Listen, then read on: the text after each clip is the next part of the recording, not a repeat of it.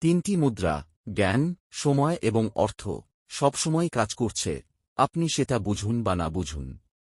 যদি আপনার কাছে বেশি টাকা না থাকে, তাহলে আপনার সময় এবং মস্তিষ্ক ব্যবহার করে শিখুন, তৈরি করুন এবং মূল্য তৈরি করুন। যদি আপনার জ্ঞানের ঘাটতি থাকে, তাহলে সময় বা টাকা বিনিময় করে তা অর্জন করুন, বই, মেন্টর বা অভিজ্ঞতার মাধ্যমে। যদি আপনার সময় কম থাকে, তাহলে টাকা খরচ করে কাজ ডেলিগেট করুন বা এমন টুল কিনুন যা আপনাকে দ্রুত কাজ করতে সাহায্য করে।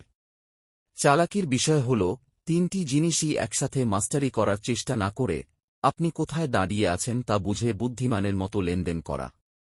বেশিরভাগ মানুষ এই তিনটি, জ্ঞান, সময়, অর্থ, অপচয় করে শুধু আরামের বা মনোযোগ বিভ্রান্তির পেছনে ছুটে। কিন্তু সাফল্য আসে তখনই যখন আপনি সচেতনভাবে বিনিয়োগ করেন।